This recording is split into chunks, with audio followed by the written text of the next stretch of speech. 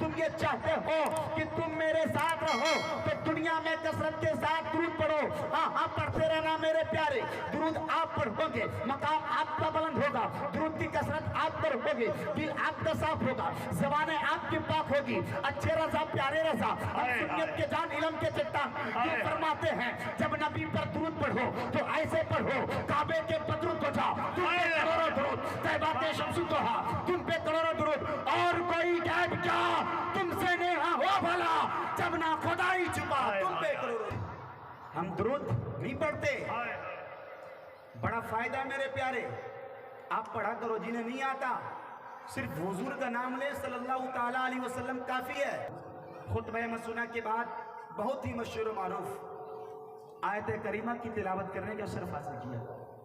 अल्लाह तबारक व तआला कुरान मजीद वल फुरकानुल हमीद में इरशाद फरमाता है, इन्ना दीना इंदल्लाहिल इस्लाम, बेशक अल्लाह का बनाया हुआ मजहब इस्लाम है।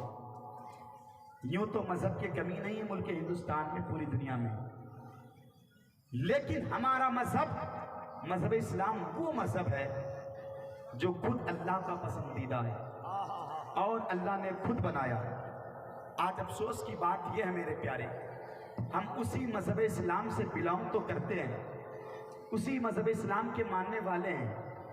आज हमारे अंदर कमियां, बुराइयां बेशुमार हैं। आज के महफिल से हमें यह सीखना है कि इस्लाम है क्या और हमारी जिंदगी कैसी होनी चाहिए, हमारा तरीका अब कैसा है और हमारा तरीका कैसा होना चाहिए, हमारी जिंदगी किस तरीके से गुजरनी चाहिए, आज हमें मालूम नहीं। यही वजह है मेरे प्यारे, जब जब मुसलमानों ने अपनी पहचान को खोया है, जमाने में ये निस्तनाबूद हुए हैं, जमाने में ये काटे गए, जमाने में ये मारे गए। इसलिए मेरे प्यारे अपने पहचान को मत खो, अपने पहचान को गिरने न दो। ये दुनिया है मेरे प्यारे, दुनिया में जिस शख्स ने अपने पहचान को खो दिया, अगर कोई इंजीनियर बना हो और अपने एजुकेशन को भुला दे, वो ज्यादा दिन तक नहीं चलता, 1 महीने 2 महीने के बाद उसे रिजेक्ट कर दिया जाता है मेरे प्यारे।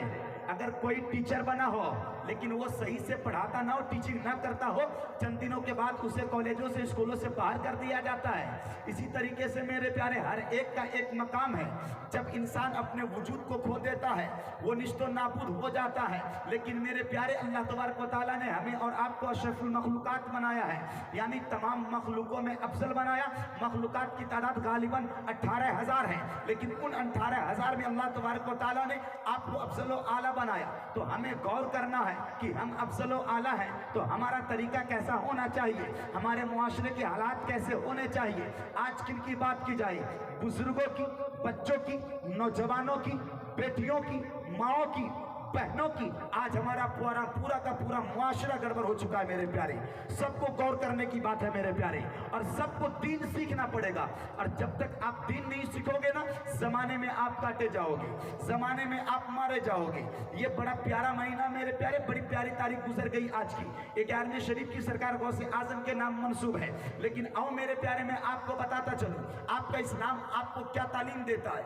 उसी मोहम्मद मुस्तफ़ा के मानने वाले हैं जो तमाम नबियों के नबी हैं, हम सबके आका हैं, हम फकीरों के पालने वाले हैं। वो मुस्तफ़ा जब न आए थे तो हालात क्या बने हुए थे दुनिया के मेरे प्यारे। लेकिन आज हमारे मुआशरे का हालात आज से 100 साल पीछे नहीं, 200 साल पीछे नहीं, 1400 साल पीछे का हाल ये था कि उन दिनों को, उन साल को अय्याम जाहिलियत कहते थे। लेकिन जब मेरे मुस्तफ़ा आए तो जहालत को दूर फरमाए। हालात ऐसा हुआ कि लोग हालात को देखकर संवरते गए, अपने अंदर निखार पैदा करते गए। तो लोग ये कहने पर मजबूर हो गए, वाकई मोहम्मद का रास्ता बड़ा प्यारा रास्ता है, इनका चलना लाजवाब है, इनकी गुफ्तगू लाजवाब है, इनका किरदार लाजवाब है, इन पर जो किताबें नाजिल हुई वो किताब लाजवाब है।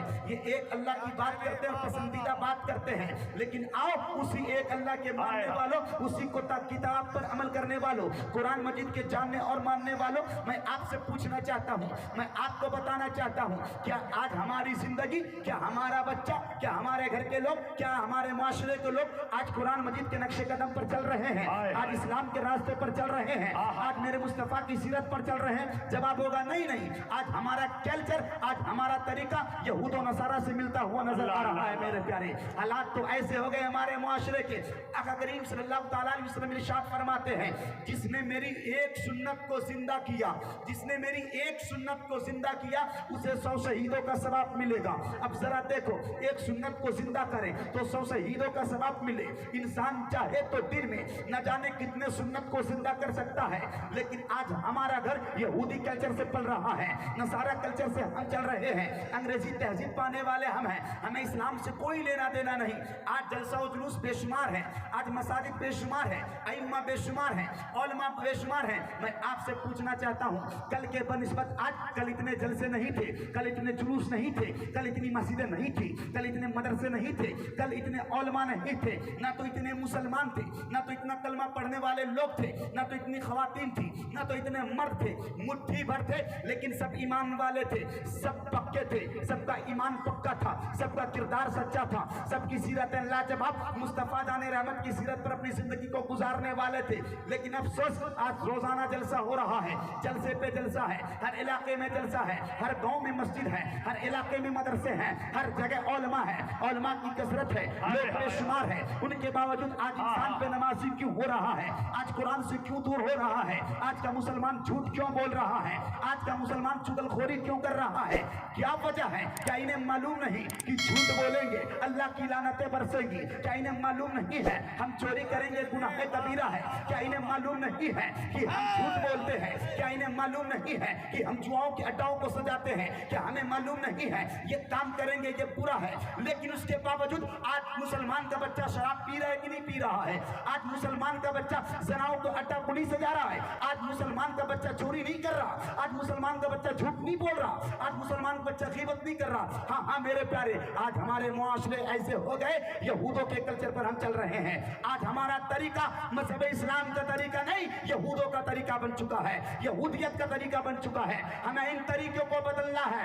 याद रखना मेरे प्यारे, जब मेरे मुस्तफा तशरीफ लाए थे, यहूदियों ने लाख कोशिश की थी कि मोहम्मद मुस्तफा की कहानी खत्म कर दी जाए। अगर ये जमाने में रहेंगे हमें कोई नहीं जानेंगे, हमें कोई नहीं पहचानेंगे। मेरे मुस्तफा की सीरत को देखकर, मेरे मुस्तफा की गुफ्तगू को सुनकर, मेरे मुस्तफा के किरदार को देखकर यहूदियों ने कलमा पढ़ा, यहूदियों के बाप दादाओं ने कलमा पढ़ा, और वो चीख चीख कर कह रहे थे मोहम्मद मुस्तफा का दीन बड़ा हक है, इनका दीन मजहब इस्लाम बड़ा प्यारा है। लेकिन आज कलमा पढ़ने वालों मुसलमानों, तुम्हारा हाल क्या हो चुका है? तुम्हारे किरदार का हाल क्या है कि तुम चलते हो, तुम्हारे चलने को देखकर लोग ये कहते हैं, ये लोग देखो ये दहशतगर्द आ रहे हैं, तुम्हारे खाने पीने को देखकर ये कहते हैं देखो ये आतंकवाद आ रहे हैं, हमें और आपको देखकर हम जिस गली से गुजरते हैं तो ये कहते हैं इनसे दूर हो जाओ, इनका बाइकाट करो, इनका सोशल बाइकाट करो। आखिर वजह क्या है कि आज दुनिया हमसे इस कदर नफरत कर रही है? पूरी दुनिया इस्लाम को मिटाने की बात कर रही है, हमें खत्म करने को बात कर रही है, चाहे वो अमेरिका हो, चाहे वो इजराइल हो, सारा मुल्क हमारा पीछा कर, सारा मुल्क पूरी दुनिया पीछा कर रही है मजहब इस्लाम का कि ये मिट जाएंगे। आपका किरदार इतना गंदा हो चुका है, आपको देखकर प्यारे मुस्तफा को ये पूरा कह रहे हैं, आपके खाने को देखकर, आपके पर्दे को देखकर, आपके रवैये को देखकर कोई कुरान पर डिबेट कर रहा है, कोई अजान को मिटाने की बात कर रहा है, कोई मस्जिद को शहीद करने की बातें कर रहा है, कोई कुरान की आयत को मिटाने की बातें कर रहा है। आखिर वजह क्या है कि कल का मुसलमान अगर कोई अजान पर आवाज बुलंद करे तो कल का मुसलमान ये कहता था मेरी जान चली जाए लेकिन अजान की हिफाजत हम करेंगे।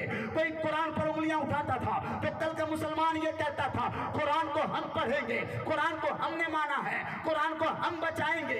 गर्दन तो कट जाएगी लेकिन कुरान को मिटने ना देंगे। अफसोस आज चंद सालों से कभी अजान पर अटैक किया जा रहा है, कभी कुरान पर अटैक किया जा रहा है, कभी मस्जिदों पर, कभी मदरसे पर, कभी पर्दे पर, कभी तहारत पर। आज का मुसलमान बुज़दिली के साथ सुन रहा है खामोश। तो आज हमारे अंदर ये कमियां इस कदर है मेरे प्यारे, आज हमें बदलने की जरूरत है। और ये चीजें उस वक्त तक आप नहीं बदल सकते जब तक मेरे मुस्तफा की तालीम को अपने अंदर पैदा नहीं करेंगे, जब तक आप अपने अंदर कुरान और हदीस को नहीं डालेंगे, यानी जब तक आप मदरसों से नहीं जुड़ेंगे तो आप अपने अंदर निखार पैदा नहीं कर सकते, नहीं कर सकते। आखिर वजह क्या है?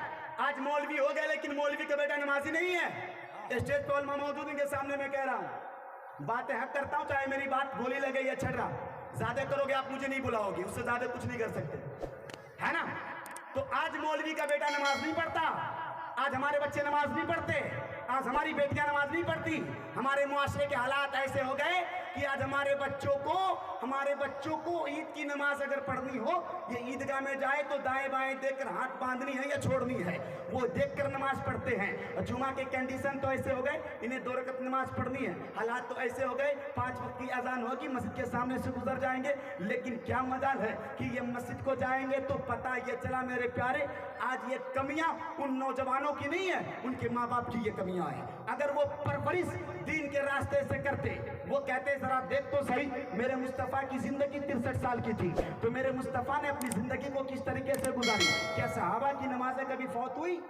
जिनको नबी ने कहा तुम जन्नती हो, अशरे मुबश्शिरा, वो सैयदना सिद्दीक़ अकबर की जात, फारूक आजम की जात, उस्मान गनी की जात, 10 सहाबा जिनको नबी ने जन्नती कहा दुनिया में। तो उन जन्नतियों का आलम ये कि उनकी नमाज कज़ा नहीं होती, वो झूठ नहीं बोलते, वो चोरी नहीं करते, वो गिबत नहीं करते थे। आज तुम मौलवियों के चक्कर में पड़े हो कि हम जलसे में जाएंगे जन्नत हमें मिल जाएगी। जन्नत हम जैसे मौलवियों की पपोती नहीं है कि जन्नत आप आओगे मैं आपको जन्नत तकसीम कर दूंगा। नहीं मेरे प्यारे, मेरे मुस्तफ़ा फरमाते हैं नमाज जन्नत की कुंजी है। आप नमाज पढ़ो, आप कुरान की तालीम सीखो, कुरान के करीब हो जाओ। आओ मैं आपको बताता चलूं आप कुरान से कितना दूर हैं। हुकूकुल इबाद के अंदर मौजूद है, ये उलमा मौजूद है। वो क्या है कि साल में 3 बार मुसलमानों को चाहिए कि मुकम्मल कुरान पढ़े। आज क्या मुसलमान का बच्चा मुकम्मल कुरान पढ़ रहा है? किसी की उम्र 20 साल है, किसी की उम्र 40 साल है, कोई 50 साल का, कोई 60 साल का। आज वो कुरान से दूर है, आज उन्हें कलमा नहीं आता, आज उन्हें सूरतें नहीं आती, आज उन्हें सूरह फातिहा पढ़ना नहीं आता। अगर बात की जाए आपसे कि जरा बताओ हिंदुस्तान का सबसे पहले वाइस चांसलर कौन रहा है, आप बता दोगे। आपसे ये पूछा जाए कि आप बताओ हिंदुस्तान का सबसे पहला प्राइम मिनिस्टर कौन रहा है, आप ये बता दोगे। लेकिन आपसे ये पूछा जाए कि जरा बताओ नमाज के कितने फराइज, आप नहीं बता सकते। आपसे ये पूछा जाए कि वजू की कितना फराइज नहीं है, मुसलमान के बच्चों को आज वजू तक करना नहीं आता। अल्लाह अकबर मेरे प्यारे, सुलह हुदैबिया के मौके पर जब काफिरों ने, मुशरिकों ने भेजा जाओ मोहम्मद देखो क्या कर रहे हैं, उनके मानने वाले क्या कर रहे हैं, तो क्या देखा कि मोहम्मद मुस्तफ़ा वजू कर रहे थे ना, तो उनके मानने वाले सहाबा उन पानी के कतरात को उठाकर अपने चेहरे पर मल रहे हैं, कोई अपने सीने पर मल रहे हैं, कोई अपने हाथों पे मल रहे हैं। वो सब के सब हक्का बक्का हो गए। और अबू सुफियान को जाकर कहा गर्चे ये मुट्ठी भर है, लेकिन इनके मानने वाले इतने पावरफुल हैं कि जो चेहरा से टच किया हुआ पानी उन्हें जमीन पर गिरने नहीं दे रहे हैं। तो इनका अंदाजा लगा लो, ये किरदार हमारे थे मेरे प्यारे। वो सलाहुद्दीन अय्यूबी गुजरे हैं, वो खालिद बिन वलीद गुजरे मेरे प्यारे। आपको मालूम है कि खालिद बिन वलीद वो सिपा सालार, अल्लाह अकबर, जंग ईरान के जंग के लिए जा रहे थे। साथ में कितने लोग थे? साथ में सिर्फ 7 लोग थे। काफिरों की तादाद, मुशरिकों की तादाद 1-2 नहीं बल्कि 60,000। उन्होंने कहा मैं इनसे मुकाबला करना है। कलमा पढ़ने वालों ने कहा आप मुट्ठी भर आप साथ हैं, इनके मुकाबले में कम से कम 60 को लेकर जाओ। तो खालिद बिन वलीद ने कहा क्या मेरे साथ मेरा अल्लाह नहीं है? मेरा अल्लाह मेरे साथ है, तो हमें किसी की जरूरत नहीं। ईरानियों ने फूलों को तोड़ दिया था ताकि ये कलमा पढ़ने वाले इधर ना आने पाए। पादरियों ने चैलेंज किया था। खालिद बिन वलीद जब पहुंचे तो क्या देखा, अब उस पार जाने के लिए कोई रास्ता नहीं है, वो दरिया वो समंदर है, समंदर के उस पार जाना है। अब पादरी जश्न मना रहे थे, अब तो ये मुसलमान आ नहीं सकते, ये कलमा पढ़ने वाले अटैक कर नहीं सकते, हमसे ये लड़ नहीं सकते, ये बुज़दिल है वापस चला जाएंगे। लेकिन मेरे प्यारे कलमा पढ़ने वाले थे, ये नमाजी थे, ये कुरान पढ़ने वाले थे, इनका अकीदा पक्का था। इन्होंने कहा खालिद बिन वलीद ने चलो अपने घोड़े को इन सहराओं पर, इन पानियों पर दौड़ा दो। जब खालिद बिन वलीद के घोड़े पानी पर दौड़ रहे थे, पादरियों के छक्के छूट रहे थे। पादरी ये कह रहे थे ये कौन लोग हैं जो अपने घोड़े को पानी पर दौड़ा रहे हैं? तो आवाज मिली नादान, ये कोई और नहीं, ये मोहम्मद अरबी का गुलाम है। इसी की तरफ अल्लामा इकबाल शायर मशीद फरमाते हैं क्या ही खूब कहा है, दस्त तो दस्त है दरियाबी ने छोड़े हमने, बहरे जुल्मात में दौड़ा दिए घोड़े हमने। आओ मैं अपने मुस्तफा की जिंदगी बताता चलूं ताकि आपकी इस्लाह भी होते जाए मेरे प्यारे। वो मक्का में, वो जगह ताइफ के मैदान में जब मेरे मुस्तफा ताइफ के मुसलमानों को कहा था कि इस्लाम की दावत कबूल कर लो, जब मेरे मुस्तफा ने इस्लाम का पैगाम दिया था तो ताइफ के लोगों ने मेरे मुस्तफा के जिस्म पर पत्थर बरसाए थे, मेरे मुस्तफा के जिस्म से खून भी बहे थे, यहाँ तक कि मेरे मुस्तफा का मजाक उड़ाया गया, मेरे मुस्तफ़ा को गाली दी गई, मेरे मुस्तफ़ा गालियां खाते रहे, मेरे मुस्तफ़ा पत्थर खाते रहे। यहाँ तक के हाल ये हुआ कि मेरे मुस्तफ़ा जमीन पर बैठ गए तो जालिमों ने मेरे मुस्तफ़ा के दोनों बाजू को पकड़कर जुम्बिश दिया उठाया और अपने गलियों से निकाला। मेरे मुस्तफ़ा चलते रहे, गालियां सुनते रहे। लेकिन मेरे प्यारे उसी ताइफ के मैदान में फरिश्ते हाजिर हुए, अर्ज किया या रसूल अल्लाह, अगर आपका हुक्म हो जाए तो ताइफ के लोगों को इन पहाड़ के अंदर पीस दिया जाए। लेकिन मेरे मुस्तफ़ा ने क्या फरमाया? नहीं, अल्लाह इन्हें हिदायत दे, अल्लाह इन्हें हिदायत दे। अब जरा गौर से सुनना मेरे प्यारे, इतने जुल्म और सितम होने के बाद ये इस्लाम हम तक पहुंचा है, ये कुरान हम तक पहुंचा है। करबला के मैदान में इमाम हुसैन ने अपनी नस्लों को, अपने कुंबा को, अपने बच्चों को, अपने बेटियों को कुर्बान, अपने बेटों की कुर्बानी दे दी है, तब जाकर इस्लाम पहुंचा है। करबला के मैदान में इमाम हुसैन की बहनें, करबला के मैदान में उनकी बेटियां, उनकी भतीजियां, वो सब मौजूद थी। लेकिन पर्दा का आलम यह था, कहीं बेटे की लाशें हैं तो कहीं शौहर की लाशें हैं, कहीं भाई की लाशें हैं तो कहीं भांजे की लाशें हैं, कहीं भतीजे की लाशें हैं। लेकिन पर्दा चेहरे से नहीं हटा। ये कलमा पढ़ने वाली थी, जुल्म सितम के पहाड़ तोड़े गए थे। लेकिन आज हमारे मुआशरे का हाल क्या है? आज मुआशरे का हाल ऐसा हो चुका है, आज बेटियां घर में मौजूद है, बाप के सामने इस तरह से इतराती है, बाप के सामने ऐसे आती है, ना तो सर पे कपड़ा होता ना तो सीने पे कपड़ा होता। आज हमारी बेटियां घरों से बाहर निकलती है, उनके जिस्म से सही तरीके से कपड़ा नहीं होता। तुम ये कहते हो इस्लाम ने दिया क्या है? ऐ मेरी बहनों गौर से सुनना, इस्लाम ने दिया क्या है? ये जिंदगियां जो लड़कियों को मिली है इस्लाम ने दिया है। इस्लाम न देता तो आज शायद तुम सलामत न होती। तो अपने पर्दों पे कंट्रोल करो, अपने पर्दे में रहो। इसलिए करबला के मैदान में जब इमाम हुसैन के बहन के चेहरों से पर्दों को छीन लिया गया था, उनके सरों से चादर ततहीर को छीन लिया गया था, चादरों में आग लगा दी गई थी, तो वो खातून जन्नत की बेटी मखदूमा ज़ैनब, वो इमाम हुसैन की बेटी, अल्लाह अकबर, हज़रत सकीना, इन सबके चेहरों से पर्दों को छीना गया। तो मालूम है लड़कियों को, औरतों को अल्लाह ने ये लंबे बाल जो अता किए हैं, ये रब की बहुत बड़ी नेमत है। शुक्र अदा करो रब्बे कायनात का। तो करबला के मैदान में इमाम हुसैन की बेटी ने, इमाम हुसैन की बहन ने ये पैगाम दिया था। जब जालिमों ने पर्दे छीने थे ना, तो मखदूमा ज़ैनब ने अपने सर के बाल को पीछे से उड़ेल कर आगे ले आई ताकि इनका कोई चेहरा देखने ना पाए, और किसी ने नहीं देखा। पर्दा का आलम ये, उनके घरों में आग लगा दी गई, लेकिन पर्दा न छूटा। आज हमारा हाल यह है कि हमारी बेटियां घरों से बेपर्दा निकल रही है। आज हाल यह है कि आज हम नमाज के करीब नहीं होते, आज हाल यह है कि हम कुरान के करीब नहीं होते। याद रखिएगा, ये बुराइयां उस वक्त तक मुआशरे के अंदर रहेंगी मेरे प्यारे, जब तक अपने बच्चों को एजुकेशन पर गौर नहीं कराएंगे, अपने बच्चों को दीन की तरफ राग़िब नहीं करेंगे। वजह क्या थी कि कल मुट्ठी पर थे, सब ईमान वाले थे और सब रसूल पाक के रास्ते पर चलने वाले थे। अल्लाह अकबर। वो रसूल पाक कभी पत्थर खाते, वो रसूल पाक कभी भूखे रहते, वो रसूल पाक कभी प्यासे रहते, वो रसूल पाक कभी खजूर खाकर अपनी जिंदगी को बसर करते, गुजारते। लोगों ने मजाक उड़ाया, गालियां दी, लेकिन मेरे मुस्तफ़ा मुस्कुराते रहे। किनके लिए? पत्थर खाते रहे। किनके लिए? हमारे और आपके लिए। आज हमारा हाल क्या है? मेरे मुस्तफ़ा ने क्या फरमाया? कुर्रतु आइनी फी सलात, नमाज मेरे आंखों की ठंडक है। आज हमारा किरदार क्या है? आज हम मस्जिदों से दूर हैं, आज हम कुरानों से दूर हैं। तो हमें चाहिए कि रसूल पाक की जिंदगी पर गौर करें। कुरान यही कहता है, लक़द काना लकुम फी रसूलिल्लाहि उस्वतुन हसना, ऐ लोगों तुम्हारे लिए रसूल पाक की जिंदगी नमूने अमल है। जब तक रसूल पाक की जिंदगी पर गौर नहीं करोगे आप इंसान नहीं बन सकते हो।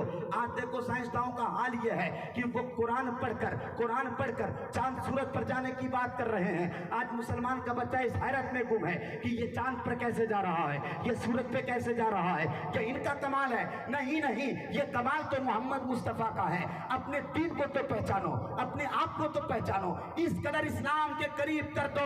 आपके चलने को देखकर वो लोग कह उठे कि आज का मुसलमान जब इतना अच्छा है, इनका किरदार इतना आला, इनके पर्दे का तेवर ये है, तो मजहब इस्लाम के मानने वाले जो 1400 साल पहले मोहम्मद मुस्तफ़ा गुजरे, इस्लाम के प्रोफेट गुजरे, वो कितने अच्छे रहे होंगे। तभी तो किसी ने कहा है जब उनके गदा भर देते हैं शाहाना जमाना की झोली, मोहताज का आलम क्या है तो मुख्तार का आलम क्या। देखो तो सही, रसूल पाक के मानने सामने वाले उनके तेवर कैसे थे। गर्चे वो भूखे रहते थे लेकिन अपने बच्चों को दीन के करीब करते थे।